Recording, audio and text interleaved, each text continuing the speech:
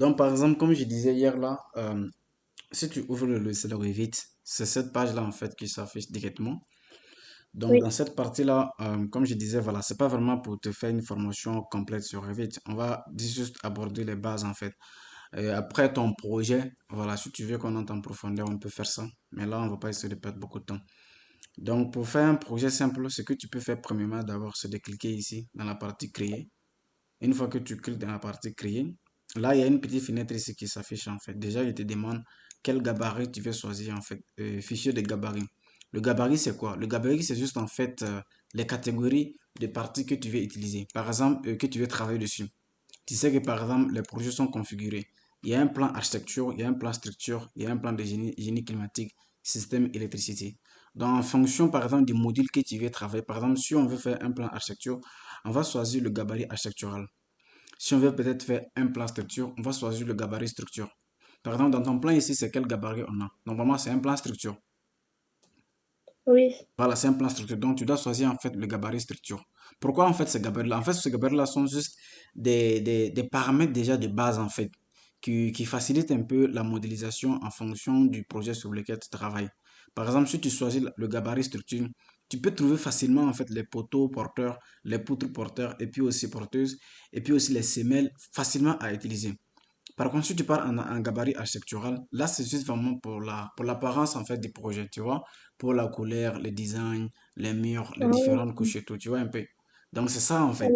C'est le premier choix à faire d'abord de base avant de pouvoir commencer un projet. Nous, par exemple, vu qu'on veut faire un projet, comment dire, une modélisation structurale, on va cliquer sur la partie gabarit structure. Et là, on met juste OK. Voilà. Là, par exemple, si tu mets OK comme ça, tu patientes juste un peu pour que, par exemple, ça s'affiche complètement. Donc, on va patienter un peu.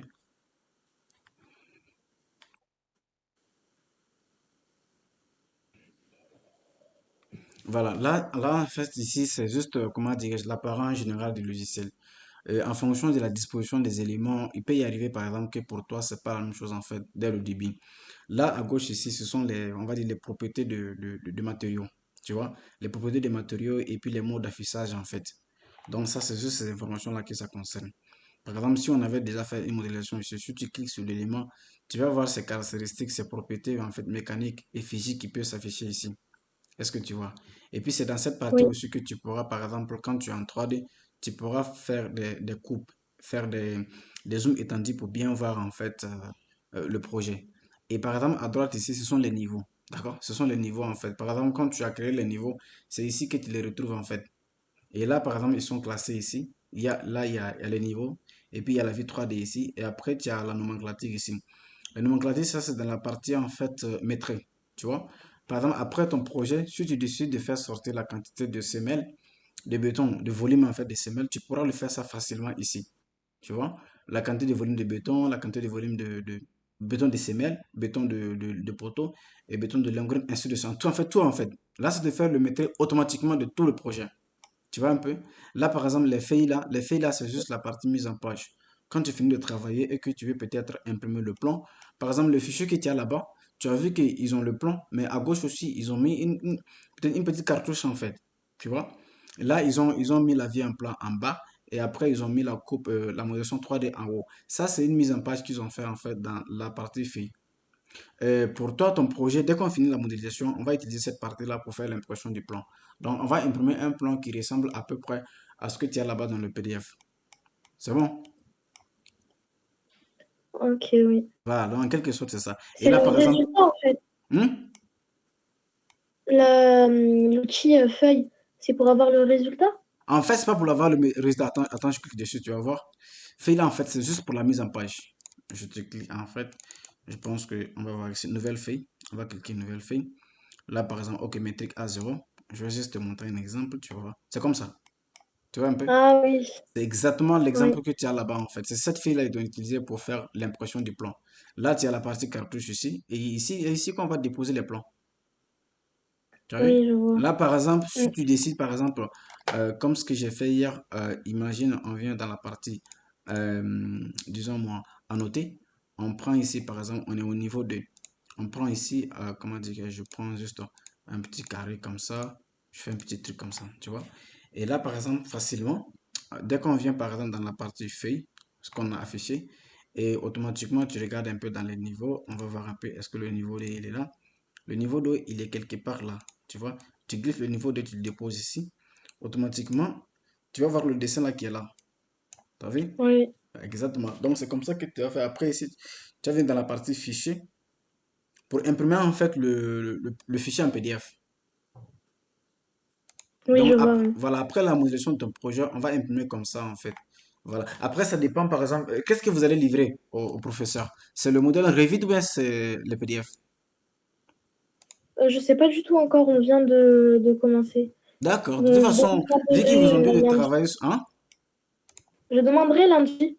D'accord. C'est vrai qu'il nous a pas parlé de ça, mais c'est important de savoir. Bien sûr, parce que vous allez livrer quelque chose. Et pour livrer quelque Oui. chose, ça dépend. Si par exemple vous allez livrer des PDF ou ça, vous allez livrer en fait le modèle Revit. Tu vois? Mais ah bon, en fait, vu qu'ils vous ont dit de travailler sur Revit 2023, donc sûrement vous allez les envoyer en fait le modèle Revit. Tu vois? Bah, y a pas l'outil feuille Encore. dans le modèle que j'ai là?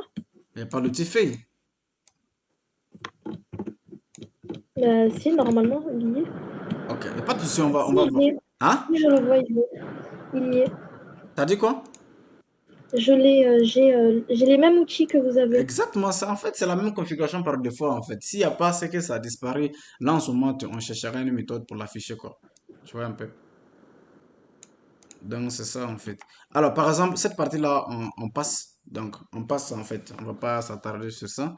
Donc, après, voilà. Après, c'est en quelque sorte. Par exemple, les liens qui sont ici, là, lien là, c'est par exemple quand tu amènes un fichier DWG sur Revit. Là, par exemple, ça vient sous forme de lien en fait. Que tu pourras, par exemple, comment dire, activer le lien ou l'afficher en fait pour pouvoir voir le plan ou masquer le plan. Donc, en quelque sorte, c'est ça. Et par exemple, après, maintenant, si tu veux commencer d'abord à modéliser, la première des choses qu'on a fait hier là, c'était d'abord de savoir quelle unité tu veux travailler dessus en fait. Tu vois? Ça, c'est très très important. Il faut d'abord définir l'unité de base que tu veux travailler dessus. Ça, en fait, c'est un principe pour presque tous les logiciels. Pour n'importe quel logiciel que tu utilises, pour commencer d'abord quelque chose, tu dois d'abord choisir, même si tu es sur AutoCAD. Est-ce que tu maîtrises AutoCAD un peu? Non, pas du tout. On n'a pas vu ce logiciel cette année. Ah, on n'a pas Je encore vu. pense l'année prochaine. Hein? L'année prochaine. Ouais, je pense. Donc, il devrait commencer par AutoCAD là. En fait, cette année, je suis juste en terminale. Je passe le bac. D'accord? Et donc, j'ai choisi cette spécialité. Mhm. Et l'année prochaine, je choisis la spécialité architecture d'intérieur. Ah, architecture d'intérieur. Oui, c'est ça. D'accord, d'accord, Et d'accord. cette année, on fait ce qui est génie civil. Mhm, mhm. Donc, ça veut dire qu'en fait, la prochaine fois, bon, ça va même pas vraiment te servir grand-chose. Mais au moins, pour la maîtrise des logiciels, ça va te servir beaucoup de choses. Oui. Ça, c'est pas faux. Ok, donc il n'y a pas de problème alors. On passe ici. Donc, premièrement, comme j'ai dit, d'abord, on règle les unités. Après réglage des unités, par exemple, on fait les niveaux comme ce que tu as fait hier là, avec les niveaux. Une fois maintenant que tu as les niveaux, tu peux maintenant les permuter en fait de niveau en niveau. Et tu choisis par exemple le niveau dans lequel tu veux travailler. Par exemple, ici, nous sommes, par exemple, quand tu regardes ici, la partie niveau là, et on est en partie élévation. Donc, si on se met ici, on a le niveau 1 ici qui a le niveau fondation qui a 0,4. Donc, moi, je vais effacer ça. Je vais utiliser par exemple ce niveau D là. Donc, on va rester voilà, sur ce niveau, le niveau 1. Donc, en quelque sorte, c'est ça. Donc, ça, on efface. Alors, premièrement, ça dépend de ce que tu veux modéliser. Donc, on va prendre ici, là, tu as la partie architecture. Donc, architecture, là, par exemple, c'est tout ce qui est en rapport avec l'architecture en quelque sorte. Par exemple, les murs, les portes, les fenêtres, les poteaux, les dalles, et puis aussi les murs, rideaux, les meneaux, les quadrillages. C'est quand tu veux utiliser en fait ces éléments-là pour la partie architecture. C'est dans cette partie tu peux être en fait. Et là, la partie structure. La partie structure, voilà, c'est comme son nom l'indique en fait. C'est ici on peut trouver par exemple les murs et les murs porteurs. On va dire en fait, c'est ça, c'est pour les vols, tu vois un peu. Et là, tu as les poteaux. Là, tu as les poudres. Et là aussi, tu as les sols. Ça, ce sont les dalles aussi. Les dalles porteuses en fait. Et après, bon, tu as des pannes de contreventement ici. Ici, par exemple, tu as les semelles isolées. Voilà, les murs avec des semelles filantes. Ici, tu as les radiers. Et là, c'est la partie armature. Si tu veux peut-être mettre les armatures à l'intérieur des éléments modélisés, c'est cette partie-là que tu pourras les utiliser en fait. Donc, et puis ainsi de suite. Et par exemple, la partie acier, on va pas essayer de rentrer là-bas. Voilà, là, par exemple, quand tu veux faire, par exemple, des structures en charpente métallique, tu vois un peu, quand tu veux peut-être modéliser la HEA, les IPE, tout ce qui est en rapport avec la charpente métallique, en fait. Ici, c'est tout ce qui est en rapport avec la partie préfabrication et ainsi de suite, en fait. La partie système, là, c'est pour une modélisation avancée dans la partie, comment dire, fluide. Tu vois, tout ce qui touche au fluide, en fait, la Oui, plomberie. Si tu veux modéliser les tuyaux, voilà, les raccordements, c'est cette partie que tu pourras utiliser ça. Donc, insertion, là, c'est en fait le général. Par exemple, si tu as un lien AutoCAD à lier avec le logiciel Revit, c'est sûr que tu peux faire ça en fait. Un lien AutoCAD ou soit un lien Revit, un autre fichier de Revit que tu veux le lier directement, tu peux lier ce fichier-là au Revit qui est là. Et automatiquement, tu auras ce fichier en fait dans ton PC ici que tu pourras travailler.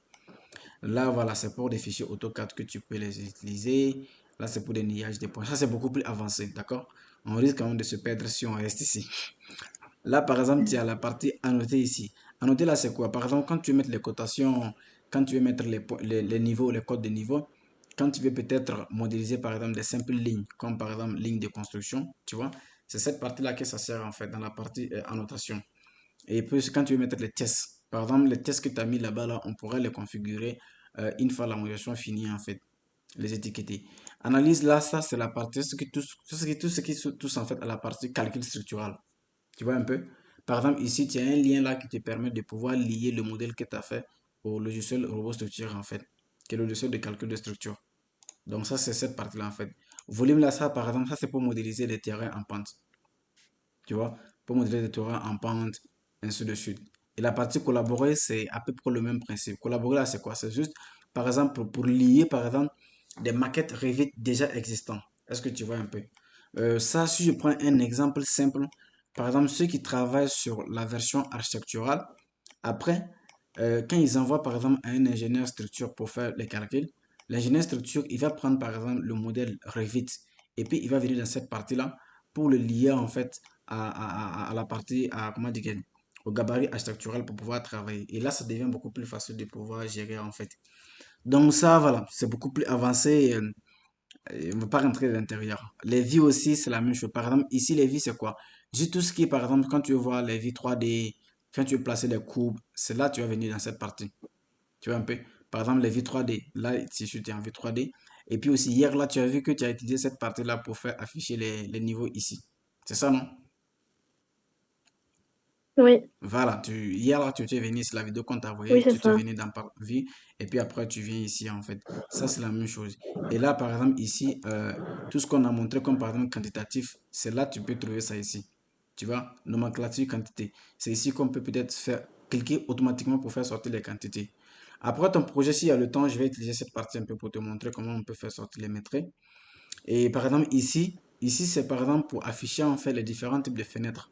Par exemple, si tu veux travailler sur des fenêtres, bien automatiquement, ça, tu divises ça en fait. Tu as une fenêtre ici pour la modélisation et tu as une fenêtre ici pour la coupe en fait.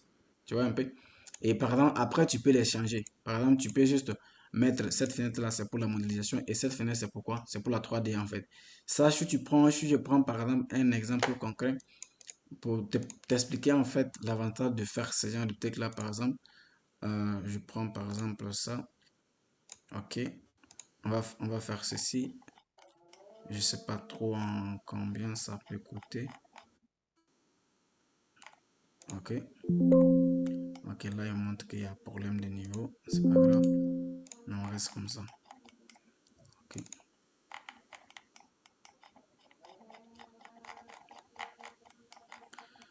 Donc après, on va voir en fait le niveau d'implantation des différents niveaux d'implantation des différents articles. Alors,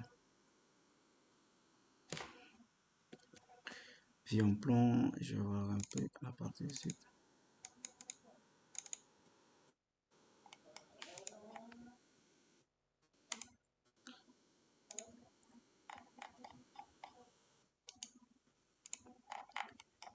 Ok, là, par exemple, là, ce que je vais dire, j'ai juste, en fait, affaire de niveau ici qu'il faut régler.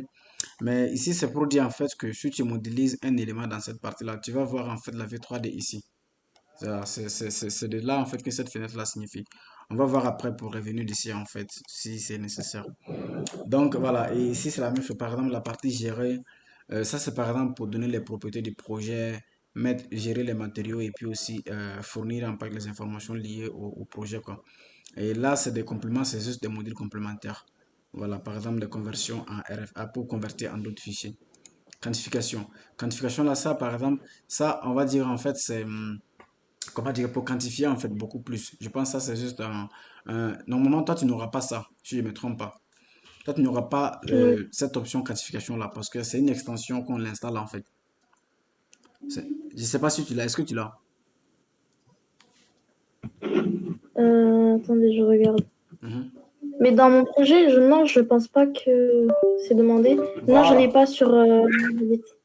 Ouais, dans ton projet, effectivement, c'est pas demandé. Attends, je vais brancher le PC là.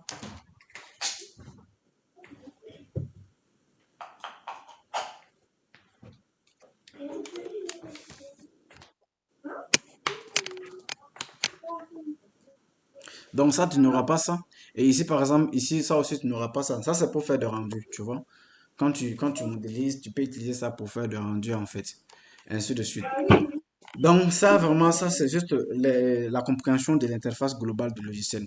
Après, par exemple, si tu veux, par exemple, ce qu'on va faire premièrement, par exemple, ici, comme ce que je disais là, on va d'abord, IN, on règle d'abord les unités. Là, par exemple, en longueur, je suis en mètre. En distance, je suis en mètre aussi. Je valide. Et après, par exemple, on va venir dans la partie élévation. Donc, la partie coupe. Et là, OK. Je peux décider, par exemple, voilà, je fasse ce niveau-là. OK. Je fasse celui-là. Et là, par exemple, on va faire comme ce qu'on a fait hier. Ça, on a le choix, comme ce que je disais. Tu peux faire comme ça. Ou soit, par exemple, tu peux venir dans la partie architecturale. Ici, comment dire, niveau. Et tu fais comme ça. Tu vois, tu modélises ça directement, en Oui, fait. c'est ça. Voilà. Ça, c'est ce qui est utilisé, en fait, majoritairement. Et par exemple, si tu fais ça, ça, je pense que il faut toujours le nommer. Donc, on aura ici niveau D. Et là, par exemple, ici, on aura 0 niveau 1. Attends, 0 niveau 1. Et ici, tu auras ici 1 niveau 2, ainsi de suite. Et après, voilà. Après, par exemple, on va afficher, on va venir dans la partie vue. On va voir s'il y a des niveaux qui ne sont pas encore affichés. Voilà, le niveau D. On le fait afficher. Là, par exemple, on va avoir ici normalement le niveau 1. Voilà. Et le niveau D, en fait, et le niveau 2. Je vais voir dans la partie coupe. Normalement, ok, c'est bon. Voir ici. 0 niveau 1. Je pense que ça aussi, pour le moment, je pense que je vais le supprimer. Voilà. Ok. On va le mettre ici.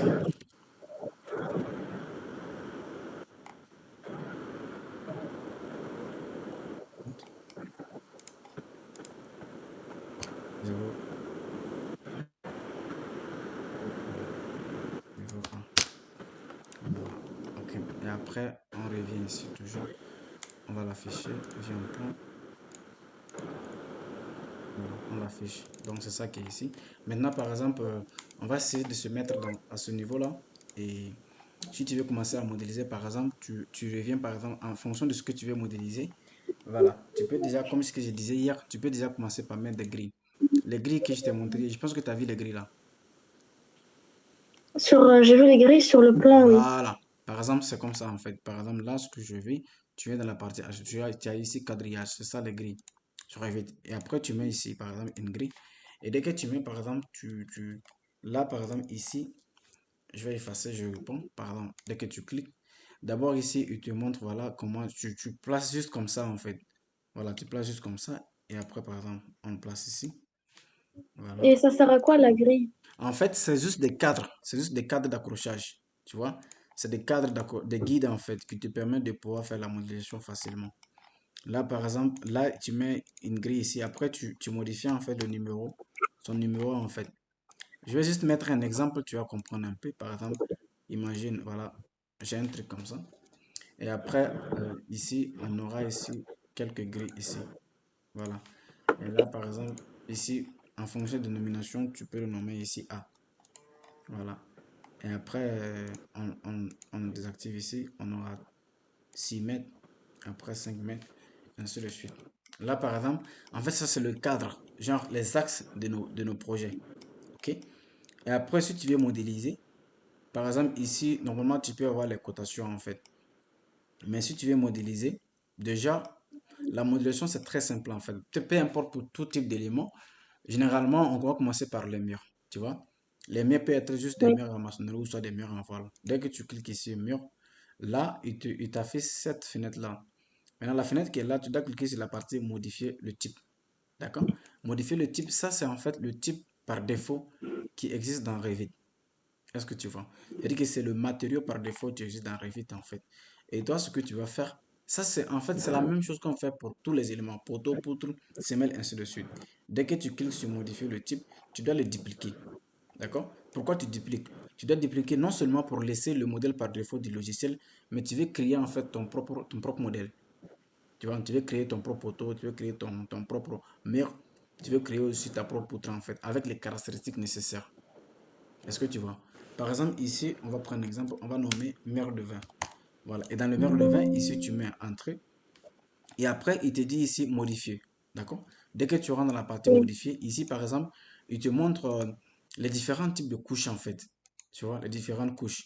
Et les différentes couches là, c'est quoi? Par exemple, quand tu prends un mur, si on prend un exemple d'un mur, le mur, il peut avoir comment dirais-je, plusieurs éléments, plusieurs composants. Est-ce que tu vois? Je sais pas moi, je sais pas, vu que, par exemple, ici, je prends un exemple, euh, mur composite. Je vais juste te montrer. Voilà. Mur composite, on va regarder ici. Tu vois ce mur-là? Tu vois ce mur-là? oui, C'est un mur, un seul mur, mais il est composé de plusieurs couches. Est-ce que tu vois? Normalement, c'est comme ça. Et voilà, par exemple ici. Je pense que tu as déjà vu ce genre de plan-là.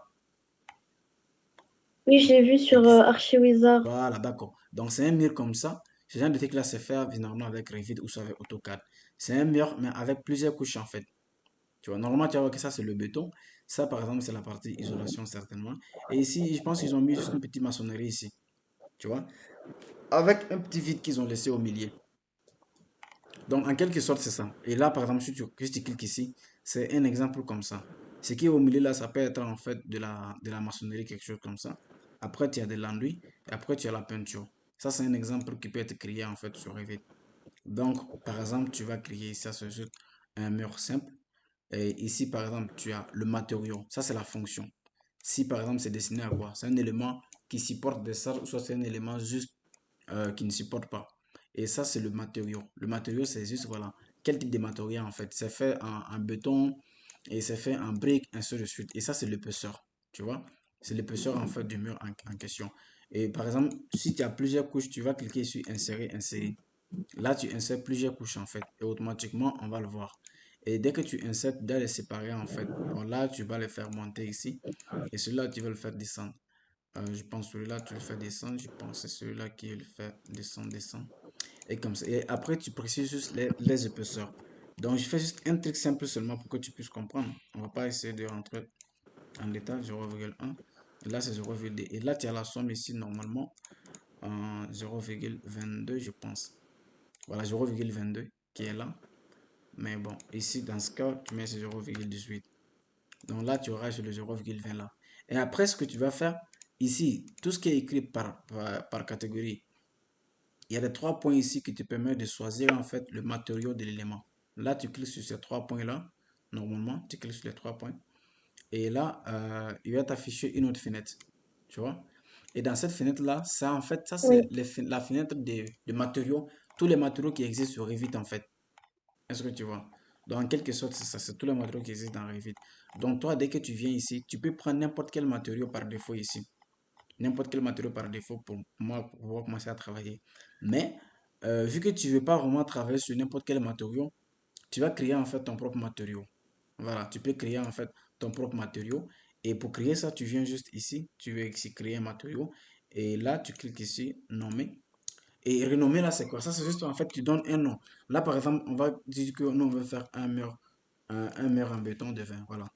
Un mur en béton, 20 centimètres. Après, dès que tu fais ça, tu laisses comme ça et tu viens cliquer ici. Dès que tu cliques là, cette vidéo-là est enregistrée, donc je t'envoie en fait, tu vas comprendre ça après certainement. Là, tu cliques sur la partie apparence et c'est là maintenant que tu vois les différents types de matériaux dans leur ensemble ici qui existent sur Revit en fait. Là, par exemple, tu as quoi? Tu as l'aménagement, tu as le bardage, tu as le béton. Vu que nous, on veut choisir le béton, tu choisis ici béton. Et dans béton, là, tu as les différents types de béton qui existent sur le logiciel. Tu vois? Et si c'est béton coulé sur place, tu cliques sur ça. Ça, ce sont les différents types de béton coulés sur place. Cette partie-là, généralement, sont des bétons qui sont déjà soit préfabriqués, quelque chose comme ça. Mais là, tu as des bétons coulés sur place. Donc, coulé sur place, par exemple, tu choisis ici. Dès que tu viens là, tu te mets par exemple ici. On va dire coulé sur place. Tu cliques sur ces deux flèches-là. Et là, automatiquement, il te montre ici l'apparence du béton ici. En vue d'apparence, en vue 3D. Tu vois?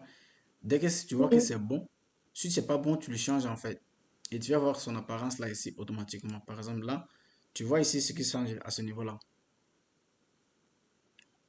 Tu vois la Oui, je différence? vois. Voilà, c'est la différence en fait. Là, par exemple, tu cliques sur ça, automatiquement tu vois la différence. Dès que tu sens que, par exemple, c'est ça que tu vas utiliser, tu mets OK et tu continues. Par exemple, ici tu as l'apparence. L'apparence là, comme je l'ai dit, c'est juste la visibilité. Ici, tu as le graphique. Graphique là, c'est quoi? Ça, par exemple, c'est la vie en plan. C'est que comment tu veux voir, par exemple, le dessin quand tu es en vie en plan. L'apparence là, c'est quand tu es en 3D en fait. Comment tu veux voir réellement en 3D. Et ici, tu as des plis ici qui te permettent, par exemple, d'ajouter d'autres propriétés du matériau. Mais on va pas essayer de rentrer dans ça parce que c'est beaucoup de procédures. Donc, c'est pas la peine en fait.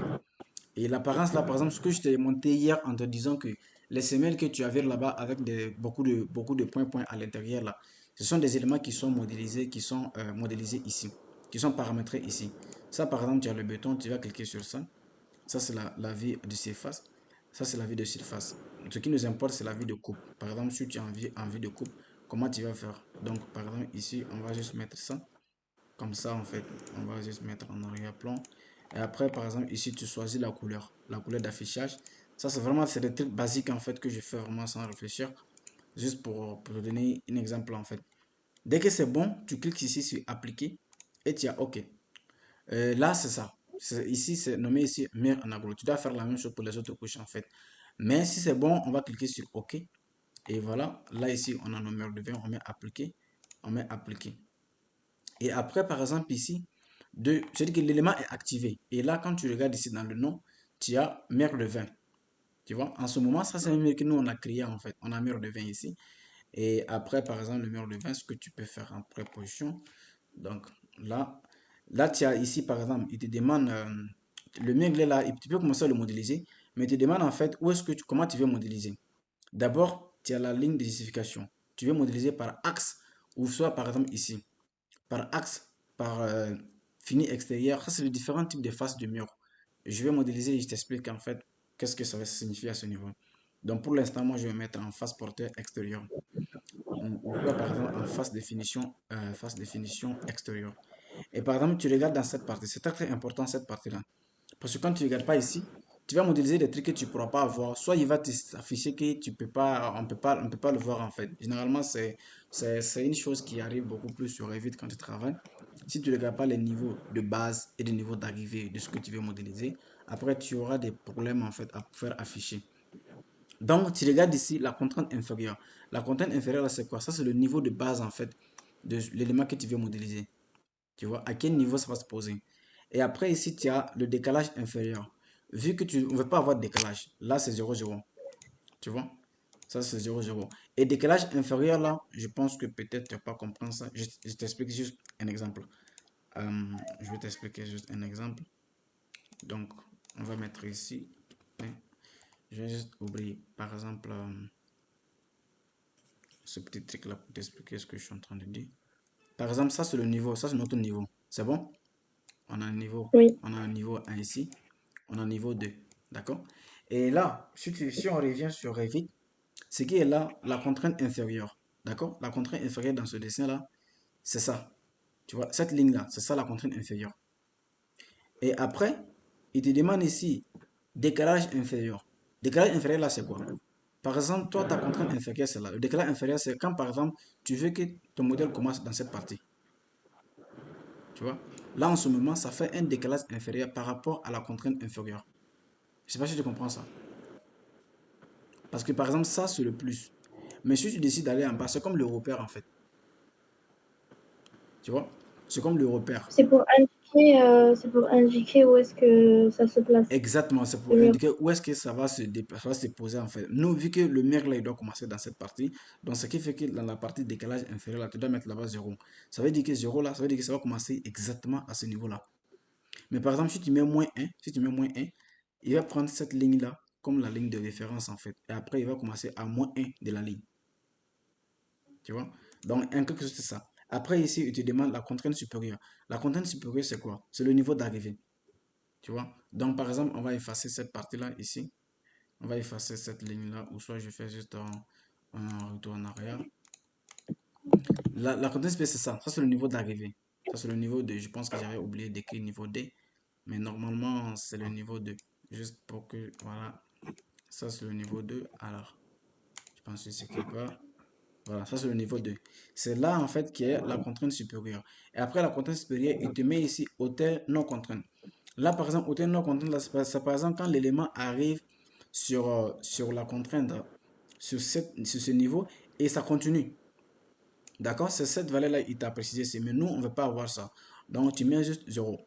Cette partie aussi, tu mets 0. Ou soit tu ne mets pas 0, tu choisis ici, tu mets niveau 2. Ça veut dire que ton élément commence d'abord. Ou même si tu ne veux pas, on va d'abord effacer ça. Je mets d'abord 0. Et ici, ok, c'est pas grave. Attends, d'abord, je mets juste. Ok, je laisse le 3. Là, tu choisis, tu mets 2. Ça veut dire en ce moment, c'est quoi? Ça veut dire que par exemple, mon élément là va commencer ici. Je prends le rouge, va commencer à ce niveau-là et il va arriver jusque là, à la limite. Voilà, tous les éléments vont commencer sur ce point.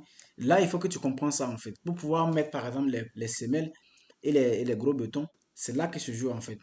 Tu dois savoir le niveau dans lequel ça commence, le niveau d'arrivée. C'est ça que ça sert en fait, cette partie-là. Par exemple, les voiles qui sont là-bas, les voiles là commencent par exemple à -3, mais ça va arriver peut-être à 0,0. Donc, il faut que tu chasses ça en fait. C'est ça. Donc, après, on va prendre un exemple ici. On a fait ce petit réglage-là. Là, dès que tu fais ça, tu n'as plus autre chose à faire. Tu commences d'abord ta modélisation. D'accord? Là, on clique